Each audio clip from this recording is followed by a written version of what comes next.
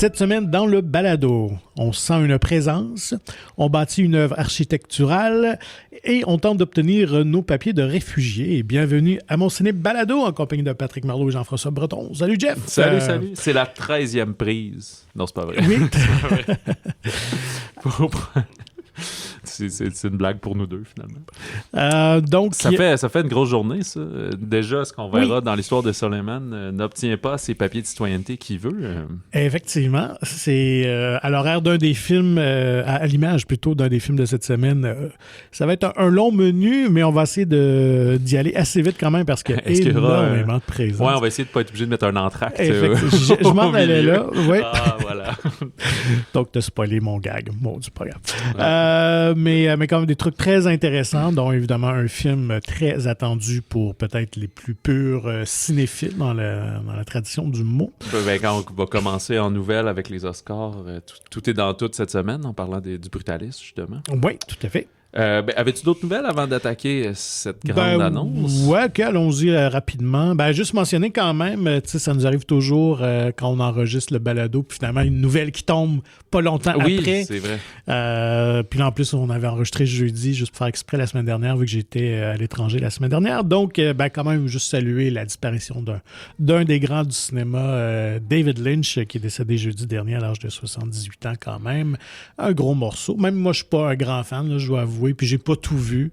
Moi, je vais m'en confesser. Je pense que j'ai rien vu. OK. Puis en fait, même s'ils sont à l'écoute, je les remercie. On m'a prêté des DVD, puis je pense que je les ai encore, puis sont sur ma pile à écouter, mais justement, j'y voue tellement une forme de respect ou de sainteté que je suis comme, là, je sais que ça va être weird, puis ça va être difficile à saisir, fait que c'est comme jamais le bon moment. Je suis jamais prêt. Fait que je remets ça toujours à plus tard, un peu comme les Miyazaki aussi. Beaucoup, c'est comme à m'amener, mais on dirait que je suis toujours, là, je suis un peu trop fatigué. Là, je sens que je vais écouter le film en 2 parties. Fait que je veux pas faire ça à ce film-là. Fait que finalement, je prends jamais le temps ou l'opportunité de les faire. Fait que c'est un peu pour ça. Lynch, peut-être j'en ai vu un, mais écoute, je pense aucun, malheureusement. Mais... Peut-être même Mulholland Drive, peut-être? Non, mais j'ai le DVD. Il faut que je redonne un petit pour beaucoup, c'est peut-être lui que les gens ont peut-être plus vu. Sinon, j'entends parler beaucoup de Wild at Heart, qui est comme peut-être moins populaire, là, moins popularisé, mais qui est un de ses très bons. Puis il était vraiment un film culte. Là. Je pense qu'il avait gagné un prix à Cannes. D'ailleurs, je ne sais pas si c'était la Palme d'Or, je ne me rappelle pas, mais il me semble qu'il avait gagné un prix à Cannes avec ce film-là. Sinon, évidemment, peut-être le plus mal aimé de ses films, de sa filmographie, son fameux Dune. C'est ça. Sa tentative de faire du studio de grand cinéma. En fait, j'ai vu ça là. C'est le seul que j'ai vu, fait que c'est le moins représentatif. Oui, c'est ça, effectivement. Mais Blue Velvet, ça se peut-tu? Oui, Blue Velvet, je pense peut-être pour lui, sont plus populaires, effectivement. Puis je crois qu'il a peu. comme mal, je me sens entre guillemets, là, je sais pas si son impression de ses films, mais lui il a mal fini avec Inland Empire, qui était vraiment peu apprécié. Ouais.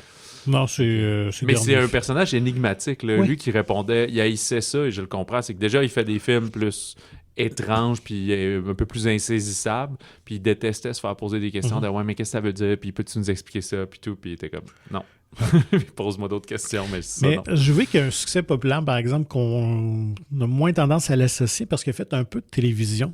OK. Mais le peu qu'il a fait, il a fait une série quand même assez marquante début des années 90, Twin Peaks, effectivement, qui était né de son imaginaire. Ouais, c'est sûr que j'aime Mais je l'avais jamais écouté, je dois avouer, mais à un moment donné, si c'était très intriguant le premier épisode, plus ça allait, plus on tombait dans ces manies de onérique, ésotérique et de ne plus rien comprendre. Donc, malheureusement, j'avais décroché un peu. Autre quand même un grand décès aussi en France, c'est arrivé il y a quelques jours. Bertrand Blier, un réalisateur très connu plus des années 70-80, mais intimement lié avec Gérard Depardieu, parce que c'est lui qui l'a fait découvrir dans le film Les Valseuses de 74. Il a eu d'autres gros succès avec lui, dont Buffet froid et Tenue de soirée. Donc, un autre cinéaste polémiste qui est même très irrévérencieux. Ses films ont peut-être moins bien vieilli aujourd'hui. Un homme d'un autre temps.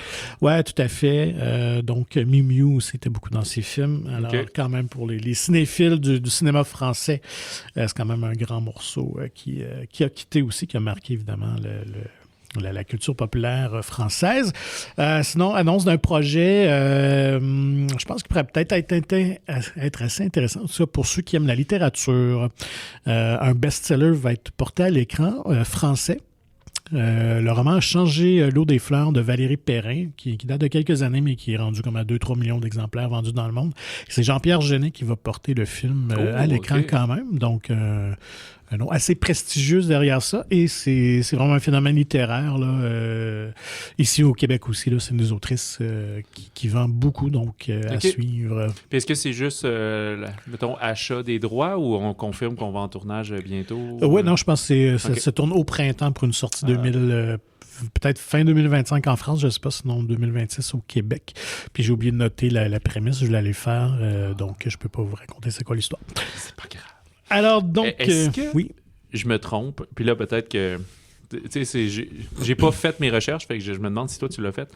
Est-ce que Robert Eggers a annoncé son prochain projet? Oui. J'ai vu ça aller. Ben oui, il était dans mes notes. Je suis comme allé trop vite, mais oui, tu as bien fait de me le renvoyer. Oui, puis c'est une sorte de clin d'œil peut-être à l'insuccès de Wolfman qui est sorti le week-end dernier.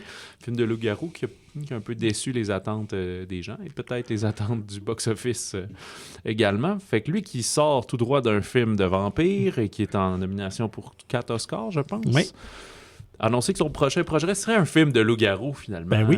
Mais du mid-century, c'est ça? Ouais, on parle plus vieillot. À l'époque médiévale, donc les années 1200 ou 1300, je ne me rappelle plus trop exactement. Donc le titre Werewolf, d'ailleurs, et il va sortir en décembre 2026. OK, c'est rendu un fan de films de Noël. Ben, pour moi, c'est comme rendu le counter-programming de... Ben, ça va faire Noël. comme David Gordon Green. Ça va être ça jusqu'à temps qu'il y ait un insuccès, puis là, on va le retasser, mais on dit, bon, on fait d'autres choses. Fait qu'il faut croire que la thématique loup-garou est vraiment dans les airs.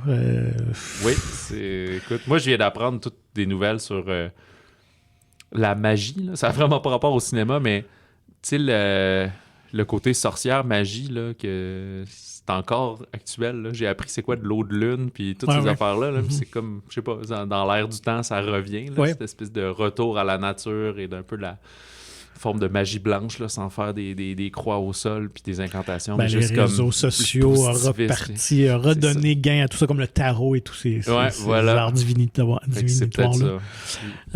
Donc oui, à suivre, mais il a aussi annoncé quand même, après ça, l'écriture de son peut-être prochain film, après Werewolf quand même. Et ça, je pense que ça va peut-être en surprendre plusieurs. Une rom-com? Non, il demeure dans le fantastique, mais il va faire une suite à un film culte qui avait été un échec commercial en 1986, Labyrinthe de Jim Henson avec David Bowie. C'est vrai que pour ma génération, ben moi je suis né, j'avais 0 ans quand c'est sorti, mais toi, t'étais-tu trop vieux, 10 ans? J'avais 10 ans, non, ça aurait été dans l'âge, mais honnêtement, je ne l'ai jamais vu. OK, bon, moi j'ai vu ça plein de fois parce que peut-être ce qui est arrivé, c'est que quand les droits télé sont arrivés puis que c'est mis à toujours jouer, ben là, je devais avoir 6-7 ans. Je l'ai vu beaucoup. C'était captivant, ce film-là. Les escaliers à l'envers, le pénis moulé, tout. Mais, mais je savais pas que c'était un insuccès. Parce que moi, j'ai comme grandi avec ce film-là. Fait que je savais pas que ça avait été un flop. Ben oui, tout à fait. C'était suite à The Dark Crystal que Jim Henson avait réalisé ça, et puis produit par George Lucas quand même, faut le dire. Donc oui, ça n'avait pas trouvé son public, mais justement en cassette VHS et après ça à la télévision. Il nous a fait connaître, comment ça s'appelle? Jennifer Connelly, qui débutait, premier rôle pour elle. Donc pourquoi pas? J'imagine que ça doit être un fan du film. Mais grosse question de... Oui, sur papier, c'est intéressant, mais là, tu fais quoi? Ça veut dire que là, il va tomber dans les mopettes, là, dans les marionnettes. Là, c'est pas les mopettes, parce que c'est la gang, mais je veux dire du marionnettisme. Oui, la compagnie Henson est derrière la production, donc c'est Lisa Henson, qui est la fille de Jim, qui est productrice, qui va coproduire le film. Puis, je sais pas, tu prends une autre star du pop pour refaire ça? Tu t'en vas complètement ailleurs? Comment il s'appelait, lui, le prince des gobelins ou quelque chose? Le roi des gobelins. Le roi des gobelins. Écoute, oui, il y a plein de possibilités. Est-ce que... Pharrell Williams, il est dans tout. Là. Ce qui est drôle, c'est quand même Chris Columbus, maintenant, qui est comme rendu son producteur. Oui, j'ai vu. Oui, c'est ça. Avec Nosferatu, d'ailleurs, Columbus était producteur. Et il va produire Werewolf et aussi cette suite-là de Labyrinthe. OK, bon. Donc, ils sont rendus buddy. Ouais, puis je pensais que Chris Columbus, à cause de son CV, je croyais qu'il était très vieux, je dis ça poliment, je pensais que c'était quelqu'un qui était dans 70 ans avancé. Non, parce que quand il a fait Maman, j'ai raté l'avion, il était très jeune. Là. Il va avoir mi-vingtaine, 26. Un peu plus vieux que ça. Fin vingtaine. Peut-être fin vingtaine, début trentaine, parce que lui a commencé... le premier scénario qu'il a vendu, c'était Gremlins. en 84. Puis il a travaillé un peu avec Spielberg, il a fait les Goonies aussi. Son premier film, Adventures in Babysitting, qui était en 1986. C'est vrai, ouais. Fait que là, il était peut-être justement mi-vingtaine. Fait que oui, c'est ça. Fait qu'il est dans peut-être début soixantaine ou mi-soixantaine. D'un peu plus jeune que la génération que Spielberg et Lucas, là, qui eux travaillaient déjà depuis une dizaine d'années. Là. Mais là, c'est ça. Là, maintenant, je suis allé lire un super bon article, je pense que c'était dans Hollywood Reporter ou Variety sur Chris Columbus. C'est comme un peu renouvelé parce qu'il a fait beaucoup de grands succès populaires. Mais depuis une dizaine d'années, avec sa fille, il a parti une petite boîte de production. Puis il promouvoit beaucoup de cinéastes indépendants, de jeunes réalisateurs. Donc, il est beaucoup dans cette mouvance-là maintenant, aujourd'hui. Plutôt que juste les gros blockbusters. Oui, tout à fait. Ouais, cool. Donc, allons-y avec les sorties parce que... mais tu veux pas oui, Oscars? Oui, ben oui. Là, je suis complètement... On s'en sortira pas, là. On va essayer d'aller... Je suis le décalage encore, excusez-moi. Oui, c'est ça. Oui, c'était hier. On a dévoilé donc les nommés aux Oscars. Oui, écoute, la grande surprise, je sais pas si à chaque année, il y a des grandes surprises comme ça, mais c'est que Emilia Pérez, film français qui se passe au Mexique, a 13 nominations. Il est partout. Ça choque les internets. Oui, c'est un film qui semble créer beaucoup de réactions, qui est très polarisant. Fait que je pense soit tu adores ou tu détestes, de ce que je comprends. Exact. En même temps, je ne sais pas s'il y a un peu de trolling là-dedans, puis c'est quand même un film qui aborde un sujet délicat de transgenre. Fait que je sais pas. Fait que, bref, on va savoir si ça va être un énorme succès qui va passer à la gratte puis gagner 7 Oscars, ou si ça va être la gros échec. C'est pas une surprise parce qu'il a déjà raflé plusieurs Golden Globes, en nomination pour plusieurs BAFTA.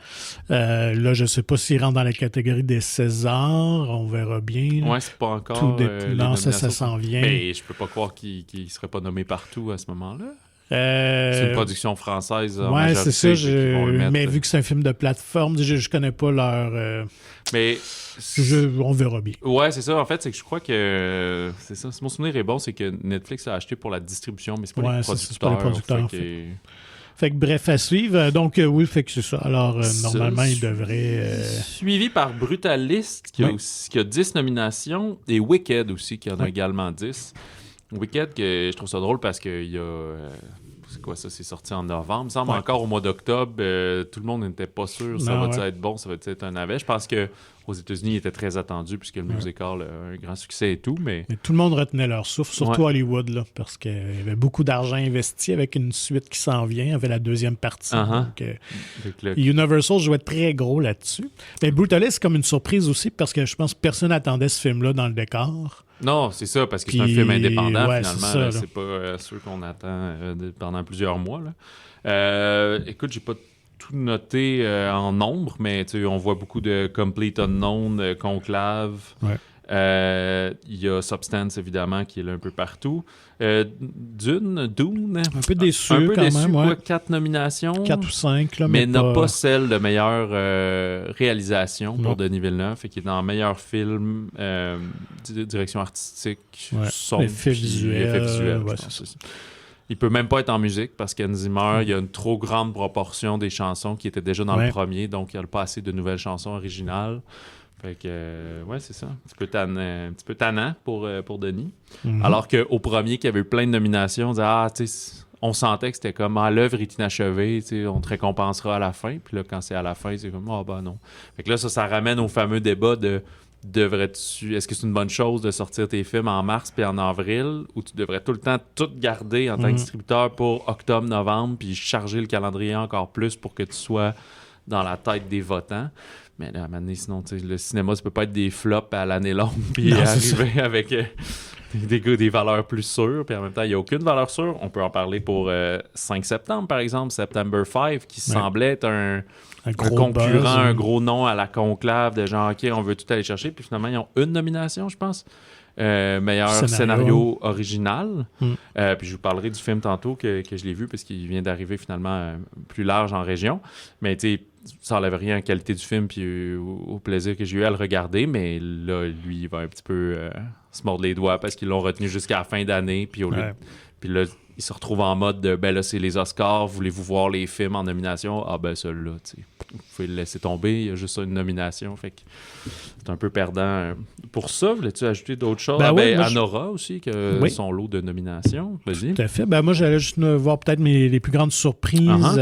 Côté actrice, il y a Fernanda Torres, donc pour le film... elle a gagné le Golden Globe. Oui, mais Nicole Kidman était quand même très pressentie pour être en nomination, donc elle n'est pas là. Donc j'ai l'impression que c'est Torres qui a pris un peu sa place parce que parmi les autres nominés, ils étaient aussi toutes présentes. Là. Mais moi, j'ai l'impression que ça se joue à ce moment-là entre Torres et Demi Moore. Oui. Mais je pense que ça se joue même pas. Je pense c'est sûr que c'est Demi Moore? Moi, je pense que c'est Demi Moore. OK. Assuré.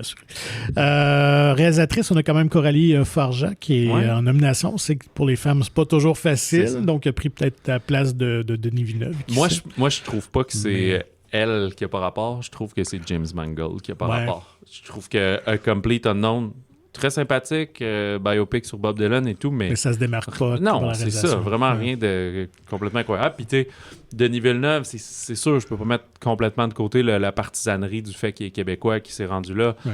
Mais si vous regardez un peu les échos sur Internet, tout l'univers de la science-fiction et du film de genre sont comme... Non, il est vraiment bon, puis c'est un vraiment bon film, puis ça n'a pas rapport qu'il soit là. Je suis un peu d'accord, parce que Coralie Farja, quand même, son film a une vision artistique, c'est travaillé, c'est vraiment son identité, fait que je suis d'accord. Moi, je suis content qu'elle soit en nomination, d'ailleurs. Mais effectivement, James Mangold aurait pas été celui qui aurait pu sauter. Au niveau de la trame sonore, quand même, les gagnants de Golden Globe sont absents. Trent Reznor et Atticus Ross, pas en nomination pour Challengers. Fait que ça ouvre quand même grand la porte pour autre chose. Et quand même, soulignons l'incroyable parcours qui continue pour Flow, le long métrage d'animation, qui est une double nomination. Donc, meilleur métrage d'animation et film étranger. C'est ça. Ça le positionne quand même sérieusement pour un prix, je pense. Honnêtement, la course au meilleur film international est quand même très excitante. Parce qu'il y a Emilia Pérez qui est dans la course. Double animation donc pour lui, parce que film étranger et film aussi. Oui, c'est ça. Il est partout, mais il y a ça. Moi, je trouve qu'il y avait un bon buzz déjà sur Je suis toujours là, qu'on parlera dans les prochaines semaines. Donc, tu as nommé son nom qui est là comme comédienne, Torres. Fernanda Torres, Walter Salles, qui est le réalisateur. Ouais. C'est ça. Fait que il y a des très bons films dans l'international. Un qui est à l'affiche présentement. C'est Les graines du figuier sauvage qui représente l'Allemagne. Et l'autre, c'est... Ton coup de cœur. Oui, c'est ça, un de mes films préférés de l'année, le plus troublant, La jeune femme à l'aiguille, qui représente... j'ai oublié la... C'était pas le Danemark? Le Danemark, oui, merci.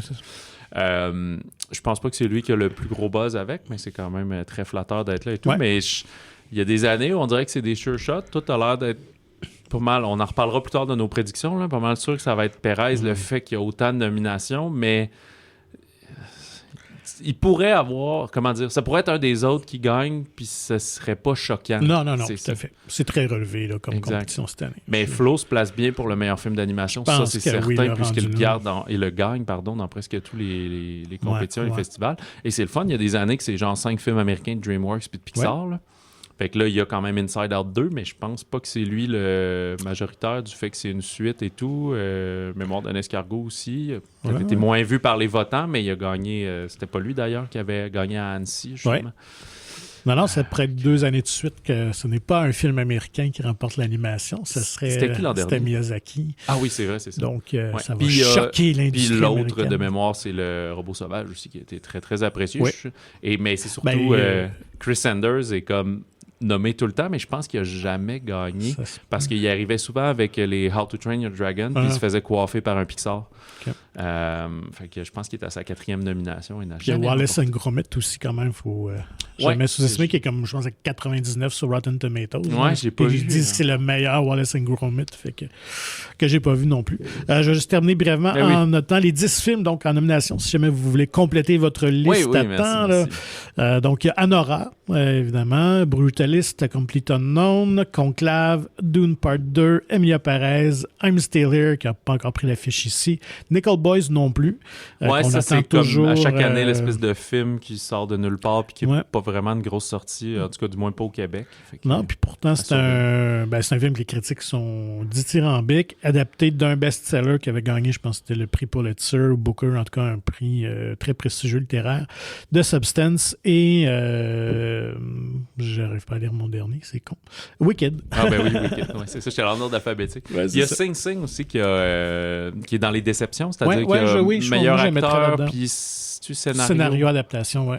Je suis même étonné qu'il ne soit pas dans les films. Oui, parce que mais tu vois, là aussi, je pense qu'il était un peu victime de sortie plus au mois d'août, septembre. Là, je me souviens plus exactement. Là, c'était à la fin de l'été. Puis, grande critique, mais n'a pas vraiment rencontré son public. Puis là, par après, c'est vrai que l'acteur est vraiment bon, mais on dirait qu'il n'est pas dans le meilleur film, il n'est pas dans rien d'autre. Honnêtement, bien que j'ai bien aimé Wicked, je trouve qu'il y a beaucoup, beaucoup d'amour là, pour ce film-là, parce que c'est le meilleur film en nomination, je pense pas que c'est ça. C'était très bon, très efficace, mais tu prends ça puis Sing Sing, on est comme complètement ailleurs. Oui.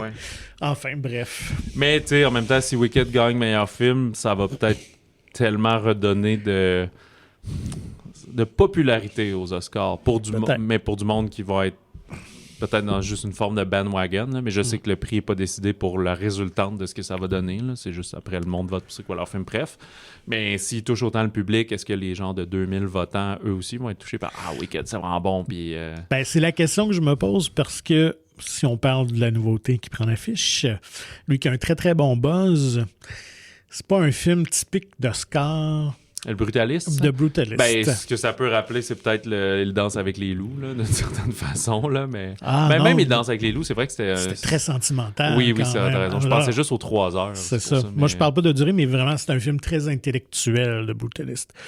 Et on sait parfois que les votants des Oscars aiment plus voter avec les émotions, si on se fie à Coda, justement. Et l'autre, c'était quoi? The Green Book aussi. Ouais, mais c'est comme nommer les pires années. Là, non, mais écoute, peut-être qu'on va avoir ce genre de surprise-là. Puis, c'est ça, c'est parce qu'après aussi, c'est un vote où, je pense qu'on va redire ça toutes les semaines, là, mais tu sais, les votants, je pense qu'ils mettent des positions, puis selon tes positions, t'as un score.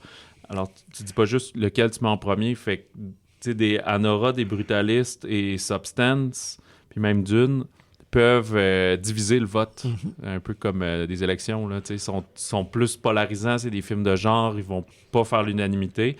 Puis là, c'est là que des Wicked, puis des Conclaves, puis des Complete Unknown poussent parce qu'ils sont des un peu people pleasers à leur façon. T'sais. Donc, allons-y avec les sorties. Je parlais une seule bande-annonce. Vas-y. Oui, c'est vrai. Grosse bande-annonce au Québec, film très attendu. 2 femmes en or de Chloé Robichaud, qui met en vedette Karine Gontier-Heinemann et Laurence Leboeuf. On avait le droit à un petit teaser cet été de à peu près 1 minute. Là, c'est la bande-annonce de 2 minutes. Et il y a de la vedette au pouce carré. Il y a de la vedette au pouce carré parce que, bon, dans le fond, c'est une réadaptation de la pièce de théâtre de Catherine Léger qui, elle, est inspirée du film de Claude Fournier. Fournier, oui. André Forcier, Claude Fournier, oui. Donc, ces 2 femmes, on semble l'avoir un petit peu modernisé, mais pas à 100%. Là. On n'a pas l'air d'être exactement en 2025 dedans. Là, ça a l'air d'être entre les deux. Ils parlent de poser le cadre puis des choses comme ça. Là, fait que... On doit être peut-être plus des années 90, là, en tout cas. Puis, fait que c'est ces femmes-là qui sont à la maison et qui s'ennuient et qui cherchent leur féminité puis leur liberté en tant qu'humain, en tant que femme, si on veut. Et vont s'émanciper dans la sexualité. Grosso modo, ça semble être ça. Fait qu'ils passent beaucoup d'hommes. Autant dans le premier film de Fournier, justement, il y avait, entre autres, Yvon Deschamps et tout. Ben là, c'est pas... Je pense que c'est Fabien Cloutier qui reprend le rôle de Deschamps. Ok, tu vois, je savais pas. Mais là, on voit quand même quelques humoristes qui est pas si étonnant puisque la conjointe de Chloé Robichaud, c'est Catherine Levac. Fait qu'elle doit les connaître, justement, les Sam Breton et Arnaud Soli qu'on voit. Claude Legault aussi qui arrive en surprise. Il a fallu que je le recule. Je ne l'ai pas reconnu, mais j'ai reconnu sa voix. Puis, OK. Puis Fabien Cloutier. Puis, je ne sais pas si j'en nommais d'autres. Là. Il y a j'oublie leur nom, mais ceux qui font leur conjoint. Là. Ouais. Puis Frédéric Abélard, lui qui est dans Complètement lissé, là, le noir très beau et costaud, là, qui est dans le poteau d'hydro et ces choses-là. Sophie Nélis aussi. Sophie Nélis, Juliette Gariepi. Ouais. Fait quand même. Jean-Sébastien Girard. Oui, on voit un petit caméo. Très hâte de voir, mais ça tombe pas pour rien. C'est parce que dans 2 jours, samedi le 25 janvier, il est présenté à Sundance. le film. Oui, ils sont là présentement. Bonne chance à toute l'équipe. Mais au Québec, ça arrive juste le 30 mai. Faudra être patient, mais j'ai très, très hâte de voir ça. Écoute, je pense que ça va être un très grand succès. Et si je ne me trompe pas, Catherine Léger, c'était aussi elle qui était derrière la... Ligne de fuite. Ligne de fuite. Et le karaoké semble peut-être très important dans sa vie parce qu'il y a aussi une scène de karaoké. J'ai pas remarqué dans mon annonce. Oui, okay. C'est ça. Où ils chantent provocante. Ben non, mais ça, c'est dans Ligne de fuite. Ah ben, ils la reprennent dans... Je me souviens que c'est les gars qui chantent. Dans le fond, après que le personnage des filles a chanté, il y a des gars dans le bar, puis je pense que les gars chantent provocant. Mais eux autres chantaient la toune de Gabriel des Trois Maisons. Ouais. Mais là, dans la bande-annonce, les filles chantent provocante. OK. Bon, ça fait du sens. Mais dans Ligne de fuite, quand ils ont fini de parler, puis que Michael Gouin croise la fille, là, les gars dont le... C'était eux qui chantaient ça. Ouais, mais c'était plus sur le karaoké en général que provocante. Puis là, je vais pas faire un petit baveux, mais nous, en tout cas, on va le voir en exclusivité. J'ai très, très hâte. C'est vrai, oui. Beaucoup d'avance, fait que... Bref, je sais pas, on va sûrement pouvoir confirmer que c'est excellent, j'espère. Bon, les nouveautés de la semaine, ça fera. Alors, The Brutalist de Brady Corbet. Bon, un film événement, il n'y en a pas toujours, mais cette année, il y a ça. Avec Adrian Brody, Felicity Jones, Guy Pearce, un rôle pour une première partie du film pour Alessandro Nivola, qui brille beaucoup plus que dans Kraven the Hunter. Joe Alwyn, complètement désagréable dans ce film-là. Il est toujours désagréable, je pense. Il joue souvent des petits cocky boys, des petits blancs-becs fendants. Là. Très Donald Trump-esque dans ce film-là. On est à la fin de la Seconde Guerre mondiale. C'est un architecte juif d'origine hongroise qui arrive aux États-Unis pour venir refaire sa vie en espérant pouvoir faire venir sa famille plus tard. Puis il va se retrouver à travailler sur un immense projet d'un riche un peu mystérieux joué par Guy Pearce.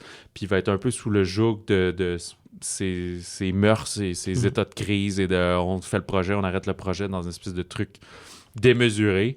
Avec une espèce de centre communautaire. Ouais, qu'il y a tout dedans, là. Dédié à sa mère. C'est ça. Donc, qui est décédée, puis lui, il veut comme redonner à la communauté dans un projet pharaonesque. Voilà. Et le titre, Le Brutaliste, fait référence au style d'architecture qu'il utilise, là, qui est des grosses colonnes de béton et de pierre et des lignes droites. Et ça dans un grand film de 3h35 et qui inclut un entracte de 15 minutes. Qui est excessivement rare de nos jours. Oui, c'est vrai. Mais très à propos. Moi, ça m'a vraiment aidé à redonner une swing à la deuxième partie qui change un petit peu en ton quand même. Mon bémol, on donne un peu nos appréciations, mais pas des étoiles, des choses comme ça. C'est un film que j'ai beaucoup apprécié, mais que je pense qu'il faut... Le film arrive avec un trop grand hype, le vent dans les voiles. Il vient de gagner tout au Golden Globe. 3 gros prix, là, meilleur réalisateur, acteur, puis film dramatique. 10 nominations aux Oscars. Fait que là, on est comme, hey, c'est-tu le cinéma avec un grand C, le nouveau Citizen Kane, tassez-vous, ça, c'est le film. Non, il faut se calmer, là. Oui, c'est un gros film. Il y a un entracte. Il y a Brody qui est de retour dans une grande performance de juifs étrangers. Mais après ça, il y en a qui vont apprécier. Il y a des côtés forts, des côtés un peu plus faibles. Je pense pas que la durée est un problème. Je crois qu'il a mérité sa durée, le film. Après ça, si ça vous emmerde, allez pas le voir. Là. Mais genre, si vous avez libéré ce temps-là à votre horaire, moi, j'ai vraiment apprécié ce film-là plus que d'autres films de 95 minutes. Là, c'est pas ça le problème. T'sais. Non, tout à fait. Moi, au contraire, j'ai apprécié. C'est très étoffé, mais c'est vrai que c'est un film qui est assez lent. La réalisation, elle est vraiment intéressante, d'autant plus qu'elle est dotée d'un budget de 10 millions, là, quand même, pour un film historique sur ce sujet-là. C'est vraiment... Tout l'argent est à l'écran. Mais c'est quand même une réalisation qui est assez froide. Fait que c'est pas un personnage qu'on... Non, c'est un peu un anti-héros, là. Ouais, c'est ça. On n'éprouve pas de l'empathie nécessairement pour lui, tout ce qui se passe. Fait qu'on est comme un peu observateur de tout ça. Un peu comme une œuvre qui se construit. Je vais être dans l'allégorie. Mais c'est un film, c'est ça. Fait que je pense pour ça que c'est un film qui s'adresse plus aux cinéphiles plus purs et durs qui aiment vraiment le cinéma comme expérience que d'aller chercher un divertissement. Vous risquez peut-être d'être un peu déçu à ce niveau-là. Oui, c'est pas un blockbuster. Hein? Puis... c'est ça, tu parlais de l'image. Oui, c'est très gris, c'est très froid. C'est caméra à l'épaule tout le temps, fait qu'une image très mouvementée. mais on dirait que ça conduit bien le film. Je pense que si ça avait été un film avec des plans fixes puis des plans larges découpés au couteau à toutes les 3 secondes, ça aurait été épuisant. Là.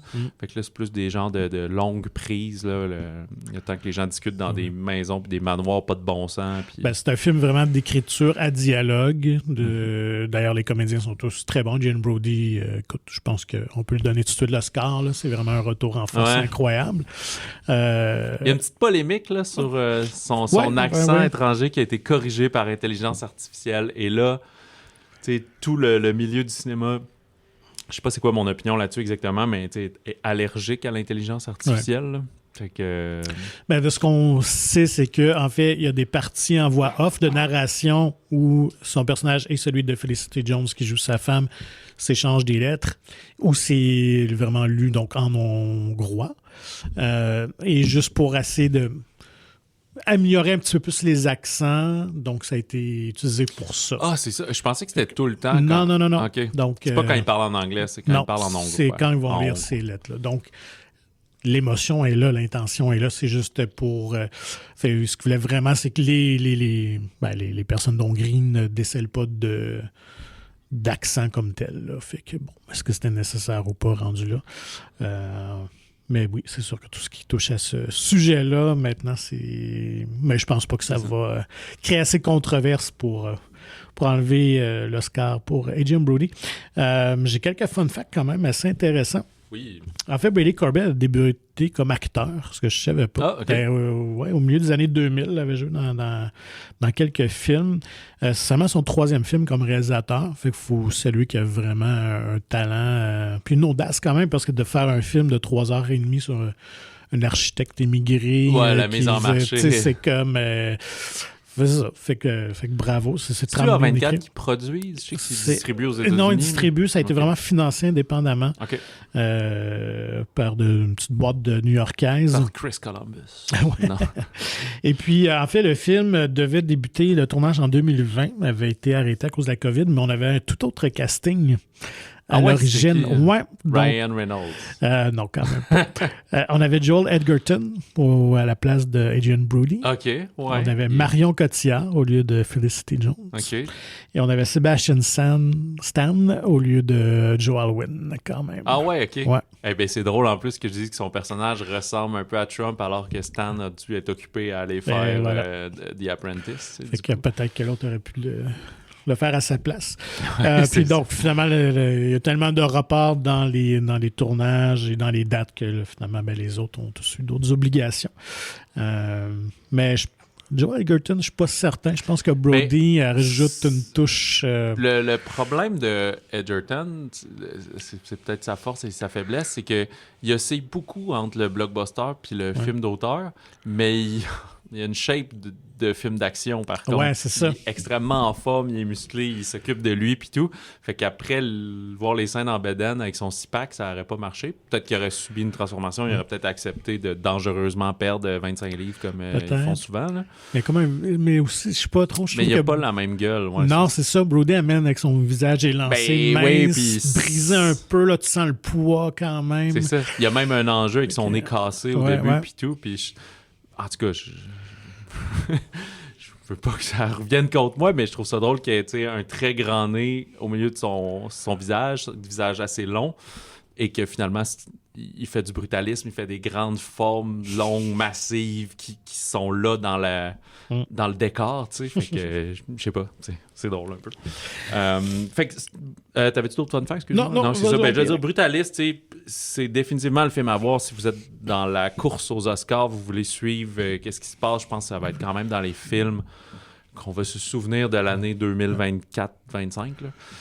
Mais c'est un film pour adultes. Est-ce que je peux dire ça comme ça? Oui, c'est un film pour cinéphiles. Pour dire, c'est ça. C'est sérieux, mais c'est bien écrit, c'est bien joué. Mais on est aux antipodes de Megalopolis, que je voulais comparer, qui était l'autre film. On parlait des loups-garous qui sont à la mode. Ben là, l'architecture, peut-être qu'on va se calmer. Mais on n'est vraiment pas là-dedans dans ce côté philosophique, puis incompréhensible, puis folie de grandeur, parce que là, la différence, c'est que l'architecte travaille pour cette personne-là un peu plus coco-banane, et non, tandis que dans le Megalopolis, il était lui-même, puis on n'est pas dans ce même genre de fresque du tout. Je pense que si on pourrait faire une comparaison, on est quasiment dans l'esthétisme, dans le ton des 2 premiers Parrains, je trouve. Ah, OK. Bon. Parce qu'on a cette saga-là. Oui, mais c'est un peu saga familiale. Avec lui qui essaie des migrations et tout ça, donc de la libre entreprise, de trouver sa place comme migrant. Puis fumer des clopes non-stop. Oui, tout à fait. Seigneur. Ça y va autant. Mais je pense que c'est un sujet très d'actualité aussi, parce que là, avec tout ce qui se passe, évidemment, au sud de la frontière, en même temps, des fois, c'est comme ça la vie. Je sais pas qu'est-ce qui a influencé Brady Corbett dans l'écriture de ce scénario-là. Puis probablement, il devait tourner en 2020, fait que ça a été écrit déjà en 2016, 17, 18, dans ces années-là. Mais ça arrive à un moment quand même important où l'actualité rejoint un peu l'importance des thématiques du film, puis l'importance des immigrants, puis comment ils ont influencé le développement. Leurs aptitudes, leurs qualités. Oui, c'est ça, ils contribuent vraiment à l'essor d'une société. Fait que peut-être ce sujet-là va faire que ça va se faufiler. Ben, en parlant d'immigration et Oui, de l'importance d'eux aussi. Donc, l'histoire de Suleiman de Boris Lojkin, là, on est dans le film français. Oui, un thriller social ici. Je me souviens plus de la durée du film, mais justement un rythme beaucoup plus je pense comme une 40, nerveux et effréné. On va être à peu près pendant 48 heures dans la vie de Suleiman, qui est un jeune Guinéen, qui travaille en ce moment comme livreur Uber à vélo à Paris, puis qui, en même temps, prépare à être auditionné par l'OFPRA, qui est comme pour avoir sa demande d'asile à Paris. Fait il est réfugié en ce moment, mais il n'a pas ses papiers, il n'a pas rien. C'est pour ça qu'il doit travailler en dessous de la table. C'est ça, fait que ce qu'on apprend, c'est que même, il travaille pour Uber, mais il travaille pour quelqu'un d'autre qui a un compte Uber. Fait qu'il reçoit juste un maigre pourcentage des cotes, puis il faut qu'il court après son argent, puis il est gentil, puis bienveillant, mais personne ne lui donne la tâche facile. Fait qu'il y a 3 objectifs, c'est ça, c'est gagner assez d'argent pour pouvoir manger, trouver un toit pour dormir. À chaque jour, il faut qu'il trouve les refuges, qu'il essaie de réserver une place et qu'il arrive à s'y rendre à temps. Puis préparer son fameux entretien, sa demande d'asile. Et payer la personne qui c'est ça, parce qu'on comprend, c'est que pour être sûr d'y aller, au lieu de compter sa vraie histoire, il va acheter un récit qui est plus troublant, qui a subi plus de crimes, d'abus, qui serait un réfugié politique finalement, etc. Fait que là, il faut qu'il court après son argent pour ça un peu partout. Fait que c'est quand même assez épuisant, qui peut rappeler un peu le Uncut Gems, là, qui était le gros succès des frères Safdie il y a quelques années dans ce genre-là. Sauf que Uncut Gems, devient comme complètement fou avec la séquestration, puis ça n'arrête jamais. Lui, il y a quelque chose de plus groundé là-dedans, de plus réel. C'est un film qui s'est distingué à Cannes. Il a gagné le prix Un certain regard, dans la catégorie Un certain regard, pardon. Meilleur acteur, je pense qu'il avait gagné le meilleur film dans cette catégorie-là aussi. Il y a le prix du cinéma européen en 2024, il a gagné meilleur acteur. Il va assurément être au César partout quand les nominations vont sortir. D'ailleurs, il a gagné au prix Lumière, qui est comme les Golden Globes c'est ça, des français. Journalistes. Fait que grosse sortie, très bon film. Qu'en as-tu pensé, toi, Pat? Écoute, moi, j'ai adoré. Dans le ton, on est dans le cinéma direct, donc on dirait que c'est quasiment du cinéma tourné clandestinement, là. Caméra à l'épaule, il y a beaucoup de scènes de vélo. D'ailleurs, le réalisateur et le gars de son suivaient Abou Sangari en vélo eux-mêmes. Puis j'aime cet aspect-là, course contre la montre. Donc, il y a un objectif à aller atteindre, puis s'il le fait pas, il va être dans la merde. Donc, ça amène vraiment ce côté-là de tension, parce que ce côté-là de thriller, c'est vraiment dû à ça. Il n'y a pas de fusil, il n'y a pas de bandit, il n'est pas impliqué dans le crime, mais c'est juste qu'il y a tant de temps pour ramasser son argent. Oui, donc, c'est fascinant à voir. C'est super, très dynamique, très enlevant. Ça montre une réalité qu'on connaît moins. On connaît qu'il y a des migrants, peut-être moins ici, là, Québec, Montréal, mais on sait qu'en Europe, c'est des gros enjeux. Mais ça montre aussi comment ils se font exploiter aussi, puis à quel point c'est quand même un drame. Donc, ils vivent déjà quelque chose d'intense en quittant leur pays, puis ils sont exploités en arrivant ici. C'est quand même... Puis lui, le personnage de Suleiman, il est tellement gentil. Là. On l'écoute, puis on est comme « Aidez-le, là. Il est juste tellement fin. Là. Il veut juste après... Il veut juste travailler là. Vie, oui, c'est ça. Là. Il vient pas pour l'American Dream, puis être sur TikTok. Là, fait que tout ça est filmé de manière très, très réaliste. journaliste. Et, écoute, la star, c'est Abou Sangaré, le comédien qui est un nom professionnel. Oui, c'est un non-acteur. On l'a déniché parce que Boris Lojkin, le réalisateur, a rencontré plein de gens, de réfugiés, d'immigrés. Et finalement, il réalisait qu'une grande communauté qui travaillait dans le milieu du vélo, de la livraison, c'était des Guinéens. Ils l'ont mis en contact avec Abou Sangaré, qui n'est même pas à Paris, qui est à Amiens. En fait, c'est pas son histoire, là, dont les gens vont peut-être confondre. Donc, il n'a jamais fait de livraison, mais il avait quitté à 16 ans la Guinée comme mineur, essayer de trouver refuge. Finalement, ça a été extrêmement complexe à avoir ses papiers. La bonne nouvelle, il les a eu la semaine dernière. Oui, c'est seulement. Ça. Donc c'est là, fou, il peut officiellement commencer à travailler. Mais tout le long, il a étudié ici parce que son rêve, c'était de devenir mécanicien pour les camions lourds. Puis je l'ai entendu en entrevue, puis on dit, ben là, à Star XQC, vas-tu faire d'autres films? Puis il dit, non, je sais pas, ça m'intéresse pas, je veux être mécanicien. Oh oui, puis oui, c'est quand même drôle. Il est en train de rafler plein de prix, mais c'est pas ça qui le passionne dans la vie. Il a juste décidé de participer à l'aventure comme ça. Donc, mais des fois aussi, c'est le bon comédien pour le bon rôle. C'est-à-dire qu'après ça, on le mettrait dans de brutaliste, puis ça marcherait pas pantoute. Non, c'est ça. Il pouvait jouer, évidemment, le personnage parce qu'il a vécu ça quand même à certains égards. Donc, si vous voulez voir dans un film très touchant, très enlevant, l'histoire de Suleiman, moi, en fait, c'est mon coup de cœur de la semaine. Oui, c'est vraiment bon. C'est sûr qu'on note aussi, le réalisateur le dit, là, on le compare beaucoup, évidemment, au frère Dardenne, pour ce genre, dès que tu es un peu social en Europe, lui dit dans la thématique peut-être, mais pas dans nécessairement l'esthétique du film. Effectivement, parce que j'ai eu l'occasion de les rencontrer à Unifrance. Et un journaliste lui a posé cette question-là. Et en fait, c'est beaucoup inspiré plus du cinéma d'Andrea Arnold. Ouais. Et effectivement, des frères Safdie et d'Uncut Gems, qui était sa grande inspiration. Surtout de montrer Paris d'une autre façon. Puis une Paris effrénée à la course, qu'on est moins habitué, moins carte postale. Puis je pense que c'est bien. J'ai pas lu ton entrevue parce qu'elle n'était pas encore en ligne. Elle doit s'en venir. C'est ça, mais j'en ai lu une autre. C'est ça qu'il disait. Uncut Gem, comme beaucoup, dit c'est un film qui est captivant, qui est passionnant, mais que je suis pas sûr si au final on l'aime. Je sais pas si tu l'as déjà vu, toi, ou pas. Non, j'ai jamais vu. C'est incroyable. Tu peux pas quitter tes yeux de l'écran. Tu le suis. En plus, ça fait partie du renouveau d'Adam Sandler quand il joue du drame pour les quelques fois et qu'il fait bien ça. Mais après, tu finis le film, tu dis, OK, je peux plus jamais réécouter ça de ma vie, mais c'est captivant. Là. C'est comme, je sais pas. Expérience en soi. C'est comme, peut-être un peu comme le monde qui, des fois, disent, hey, j'ai fait de la coke une fois, puis je sais qu'il faut plus jamais que je refasse ça, parce que c'est trop capoté, puis etc. Sinon, fait que c'est un peu ça, ce film-là, t'es captivé, mais t'es comme, c'est comme insupportable, genre. Fait que c'est une relation amour-haine. Ouais. Puis il notait aussi un film que je me suis dit que j'avais beaucoup apprécié il y a quelques années, À plein temps, avec Laure Calamy, qui était un peu la même idée. Elle vivait en banlieue, elle essayait de trouver de l'argent pour sa famille. Puis il y avait la grève des métros, elle vivait en 2 heures de Paris, puis t'avais 3 jobs en même temps à mentir à tout le monde pour essayer juste d'arriver à ses fins, tout simplement, là, d'arriver au bout de la journée.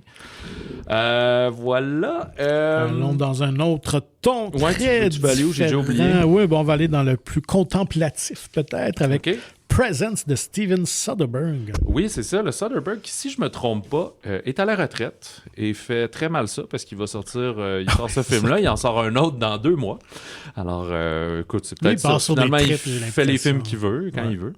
Il y en a ça aussi, des fois, ils prennent leur retraite, puis 3 mois après, ils retournent dans la même compagnie, mais juste des rôles un peu différents. Mais là, on a droit au Steven Soderbergh plus expérimental, parce que c'est un des rares cinéastes qui est quand même capable d'aller jouer dans les blockbusters américains, des films à très grand budget, plus commerciaux. Ouais, Logan Lucky, des choses comme ça. Et aller faire des trucs très expérimentaux, tournés pour quelques centaines de milliers de dollars. Ils sont plus populaires, ça doit être les Ocean's Eleven. Erin Brockovich aussi. Oui, c'est vrai. Bref. Presence, qui est disponible juste en version anglaise. Ah oui, j'ai oublié de dire pendant que je pense, Brutalist est disponible en version anglaise ou sous-titré français. Je sais qu'il y a une version française qui est en cours de production, mais elle va arriver seulement dans quelques semaines au Québec. Pour Presence, donc, on suit une famille qui emménage dans une maison. En fait, on arrive dès qu'il emménage là, il achète la maison et il emménage. Sauf que la maison semble hantée par une espèce de présence surnaturelle. Et c'est quand même un film... c'est pas un film d'horreur, parce qu'il y a un esprit, on se dit, OK, c'est un fantôme. C'est vraiment un drame surnaturel. Ouais. Si vous avez vu la bande-annonce, ça peut être un peu trompeur à ce niveau-là. Là. C'est pas activité paranormale. Non, c'est ça. Pas là du tout. Et c'est vraiment un film expérimental, comme tu as dit. Pas que c'est pas expérimental dans le sens je comprends rien puis c'est pas écoutable, mais... La forme. La forme, c'est la caméra et l'esprit. et l'espèce de fantôme. Fait que nous, on se promène, on vole au-dessus d'eux, autour d'eux, on tourne. Des fois, tu sens que la jeune fille, par exemple, a l'air un peu plus allumée, peut-être un peu plus connectée. Des fois qu'elle se retourne, mais elle voit rien. C'est pas un esprit qui veut les terroriser. C'est un esprit qui cherche pourquoi il est là et qui veut un peu communiquer avec eux, essayer de comprendre son objectif.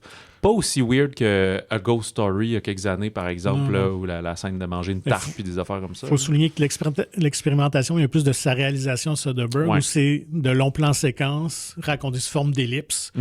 Et c'est lui qui tourne donc avec un iPhone. Ah, je savais pas ça. Oui, c'est ça. Fait qu'il suit le pour vrai, monde. ça a dû prendre 18 jours de tournage. C'est 11 jours. 11 jours, c'est ça.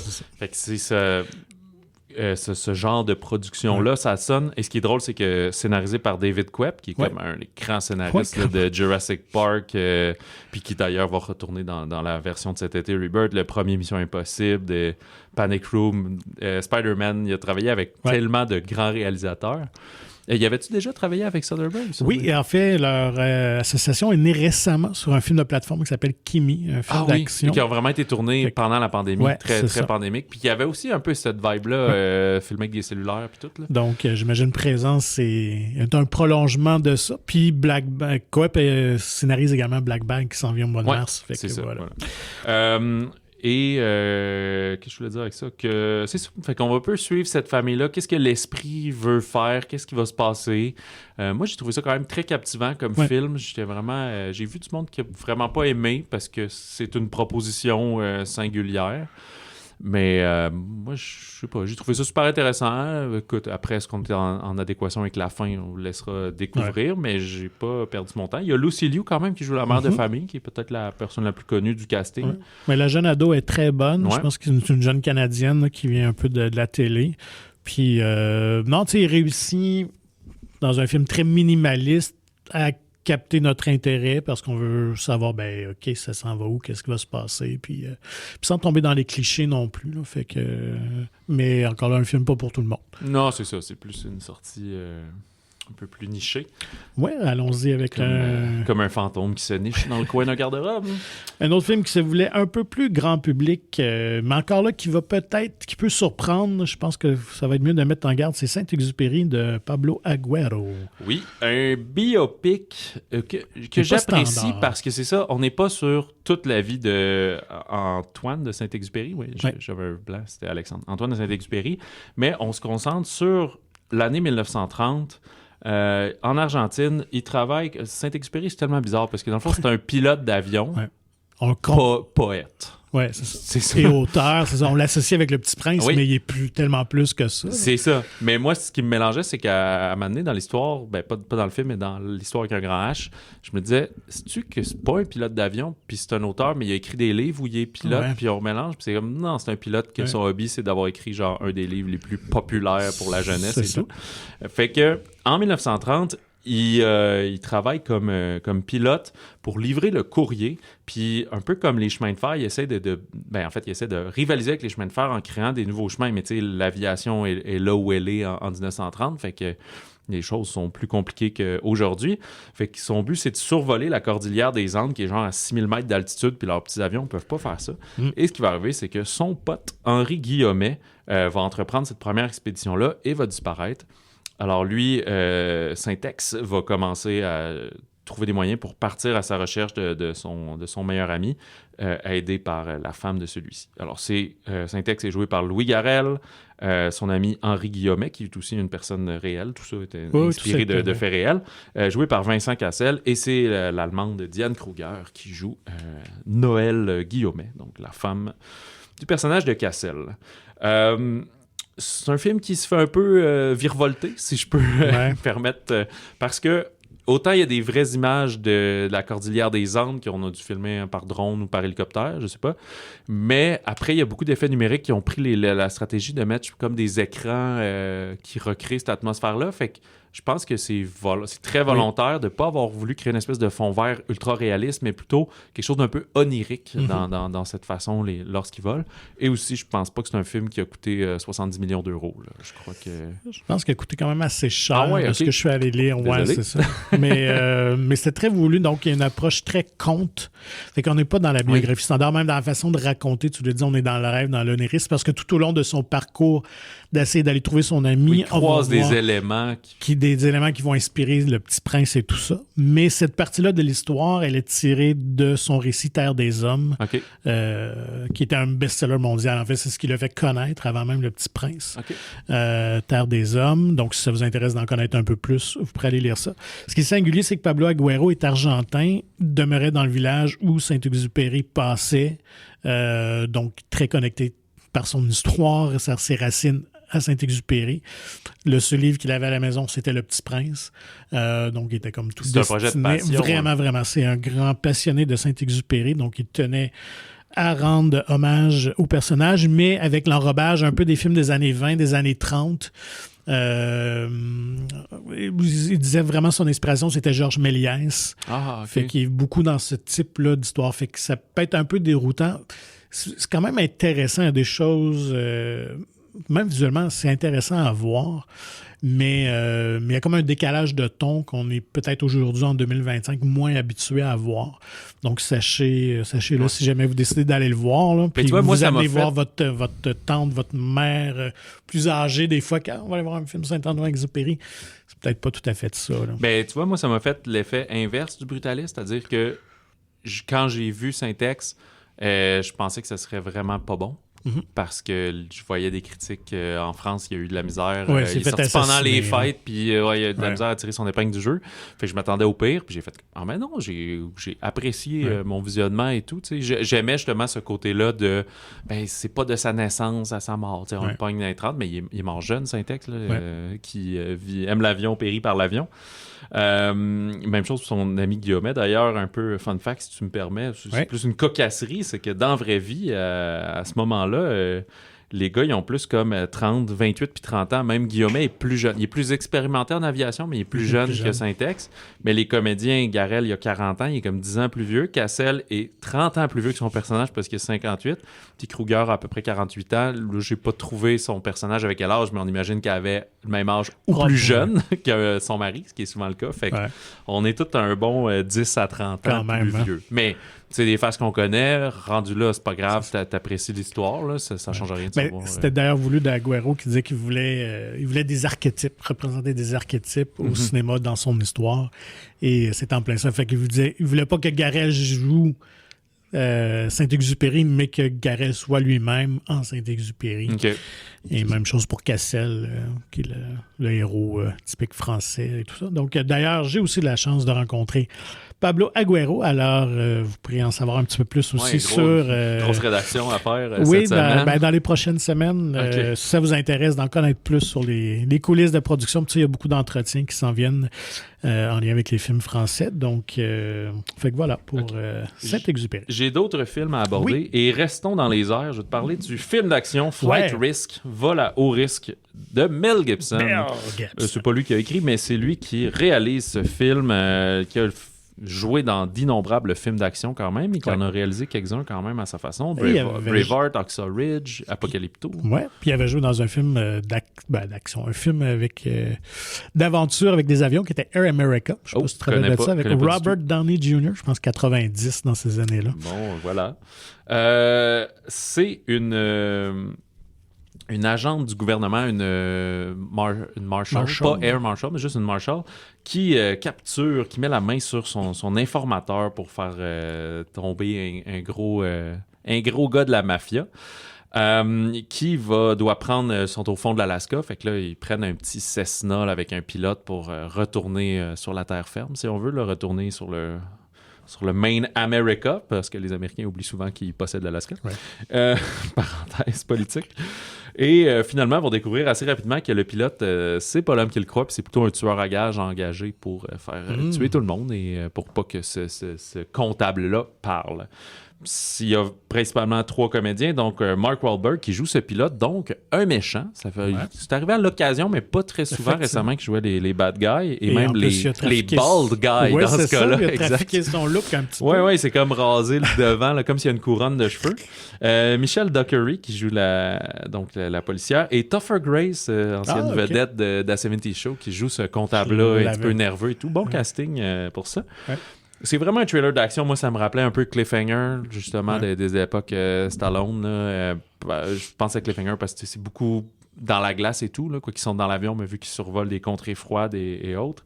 On voit que Gibson a de l'expérience. T'sais, le film a les forces et les faiblesses du genre. C'est un peu what you see is what you get, mais c'est pas complètement bidon. J'ai vraiment aimé ça. Je trouve que le 3e acte qui ralentit un peu pour raconter des traumas de jeunesse qui définissent qui nous sommes, puis là, avant de retourner dans la grosse action, du monde qui ont... Tout le monde aurait eu 7-8 commotions cérébrales dans ce film-là, mais ça se passe bien quand même. Là, fait que... Puis ce qui arrive aussi, c'est qu'on est toujours dans l'avion, on est toujours avec eux. Il n'y a pas de scène où on est comme... ça commence à l'extérieur de l'avion, évidemment, là, mais il n'y a pas de scène où pendant qu'eux volent, là, on voit les autres. Mais elle va communiquer soit avec la radio, soit avec son cellulaire ou d'autres. Fait que là, ça devient comme... Je me souviens plus d'autres exemples, mais des films comme ça qu'on reste sur eux, mais là, on entend la communication, qu'est-ce qui se passe. Parce qu'il arrive, c'est que si un tueur là avec nous, qu'on essaie de menotter puis de maîtriser, ben c'est quelqu'un qui était au courant, donc il y a une taupe dans la police, dans toute cette opération-là, fait que avec 2-3 téléphones en essayant de maîtriser ce qui se passe à bord, essaie de comprendre d'où vient le problème, où est la faille finalement. Il ne faut pas oublier que Gibson est quand même un très bon réalisateur. Honnêtement, ses films sont toujours intéressants. Oui. Il y a quelque chose de viscéral dans sa réalisation. Donc, moi, je suis le genre d'affaire que je vais être curieux d'aller voir. Oui, très sympathique. Puis c'est ça, tu sais.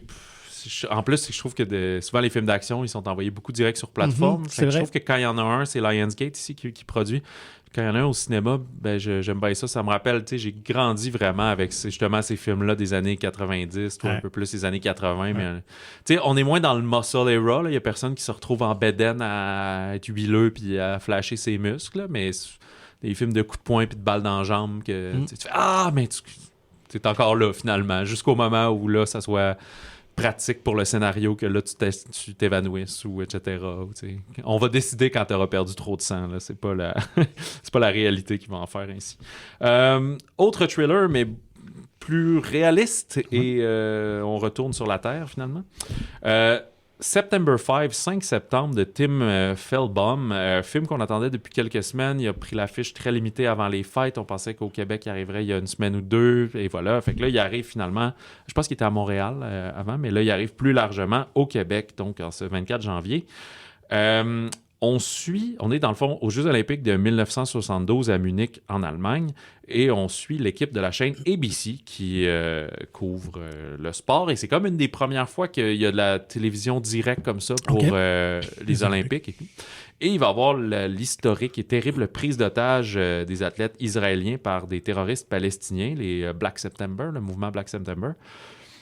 Puis eux sont là, sont live, puis ils disent je pense qu'on devrait couvrir, c'est notre devoir. Si les athlètes subissent ça, faut couvrir. Fait que c'est la première comme couverture live et dans les débuts aussi de l'utilisation du mot terrorisme.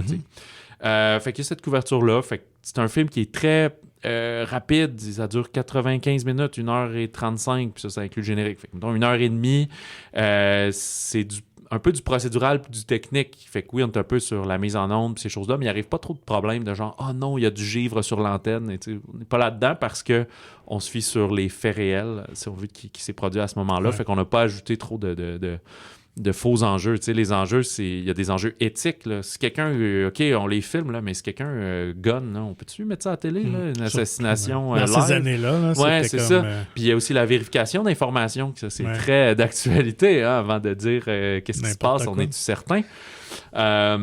Puis, tu sais, moi, je me souvenais un peu de cette histoire-là par rapport au film Munich de Steven Spielberg, justement, qui était un peu la retaliation, la vengeance que les Israéliens faisaient par la suite. Ça me donne envie de le revoir, d'ailleurs, aussi. Ouais, ça peut être un bon complément. Ouais, c'est ça. Fait que là, on est vraiment plus dans ce côté-là télévisé. C'est pas un film non plus qui met trop d'avant. Tu sais, ça a donné que c'était les Américains qui étaient là, mais qui est pas trop, on dit-tu, hégémonieux ou qui a bombé le torse. Ouais, parce qu'en fait, c'est majoritairement une production allemande, justement, ce film-là. C'est une coprod, mais c'est Allemagne-États-Unis. Alors, très intéressant pour ça. C'est pas des vedettes vraiment dans le film. Je pense que c'est Ben Chaplin qui joue un des aiguilleurs qu'on voit le plus. Peter Sarsgaard, qui est un...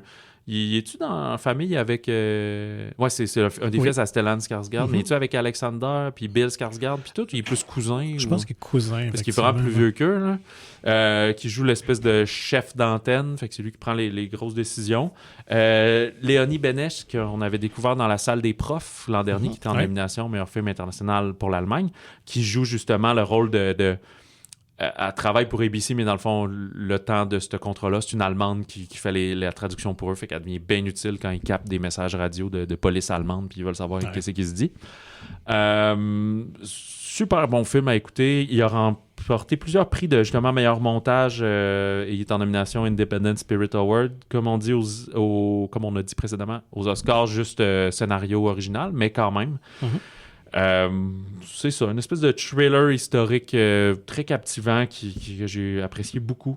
On est un peu là-dedans cette semaine. Il y a beaucoup de films, fait que le Soleiman est un peu aussi là-dedans, le genre le juste à temps. Un dernier, Hard Truth, Deux sœurs de Mike Lee, que je dois avouer, c'est un cinéaste que j'avais jamais vu aucun de ses films, très connu pour Secret and Lies en 1996. Je pense que c'est le seul que j'ai vu, lui. Et d'ailleurs, c'est des comédiennes de l'époque de Secret and Lies qui reviennent ici. C'est deux sœurs. Il y en a une, Pansy, qui est 100% rongée par une espèce de tu sais, dans le fond, elle est pratiquement en burn-out. Là, et je pense qu'elle ne travaille pas, elle est un peu femme au foyer, mais tu sais, son mari l'exaspère, est écœuré. Son fils, il est très fermé dans son monde, il s'enferme dans sa chambre, il fait pas grand-chose, fait qu'elle se demande, elle est naturellement inquiète pour lui. Mais tout ça fait qu'elle est une espèce de Karen. Elle haït tout le monde, elle crie après tout le monde ne comprend pas, puis fait pas les affaires dans le bon sens. Elle est très aigrie, elle est fâchée, elle est épuisée de ça. Et à l'autre spectre, sa sœur qui a élevé toute seule ses deux filles, mais qui est beaucoup plus dans la... Ouais, c'est dans la mode, la bienveillance, la joie, elle est plus ouverte au bonheur, comme on dirait. On parlait de magie puis d'eau de lune, là. Elle est beaucoup plus ouverte au bonheur. C'est une coiffeuse, elle parle avec ses clientes et tout, tu sais. Ça se passe... en Angleterre, mais en tout cas, c'est britannique. Donc, c'est ces deux sœurs-là. Fait que c'est pas un film qui va s'acharner sur le misérabilisme du monde et tout. C'est plus cette personne-là qui est très malheureuse. Fait que donc, on va travailler sur le lien entre les deux sœurs, qui est peut-être, même s'ils sont épuisées l'une de l'autre, qui est peut-être la seule qui peut la sortir un peu de cette forme de marasme-là, qu'on comprend, c'est lié aussi avec la mort de leur mère. On est dans le temps de la fête des mères quand elles se revoient. Fait qu'un genre de petit drame de meurtre, c'est quand même comédie dramatique. On n'a pas le choix un peu de rire des fois de l'exagération de ça. Mais très appréciable. Je pense quand même que... hâtez-vous si ça vous intéresse, là, ce genre de film-là. En ce moment, on est très Oscar et tout, fait que les autres films vont s'enchaîner rapidement, je pense, sur les écrans. C'est surtout... il y a des blockbusters qui s'en viennent, là, mais quand on parle de films d'auteur, de films... de cinéma international et autres, je pense qu'il faut s'empresser.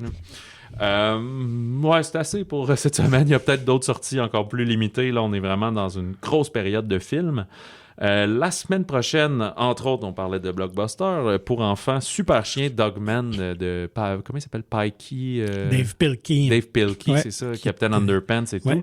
C'est un personnage que je connaissais pas du tout, toi, qui est un peu plus dans le milieu libraire. C'est une des séries jeunesse qui vend le plus, donc je pense que ça va très bien fonctionner. C'est ça, puis que ça a traversé même en francophonie. Là, c'est-à-dire à l'époque, Captain Underpants, c'était très anglo-saxon, là, ça c'était moins adapté. Là. Mais tant mieux pour Super Chien qui est mi-policier humain, mi-chien. Peut-être, on va essayer de pas trop repousser à plus tard. Fait qu'on pourra sûrement parler de Je suis toujours là, justement, qui représente le Brésil au cinéma international. Et peut-être aussi Une langue universelle de Matthew Rankin, qui, on ne l'a pas dit d'entrée de jeu, malheureusement, n'a pas fait la courte liste donc dans les 5 nommés, mais quand même très curieux de voir le film qu'on n'a pas encore vu. Et sûrement 8 autres surprises qui vont prendre l'affiche. Contactez-nous comme d'habitude par courriel balado@commercialmonciné.ca et suivez Magazine Mon Ciné sur Facebook et Instagram. Procurez-vous gratuitement le Magazine Mon Ciné, disponible en version numérique ou physique dans votre cinéma favori de la province. Et restez à l'affût pour tous les articles qui vont sortir dans les prochaines semaines et les prochains mois, mais quelques-uns dans les prochains jours. Visitez le monciné.ca pour plus d'informations. Sur ce, on vous souhaite bon cinéma, bon popcorn, et si jamais quelqu'un de votre entourage sent une présence, aussi bien les écouter. Ça peut vous éviter des conséquences tragiques.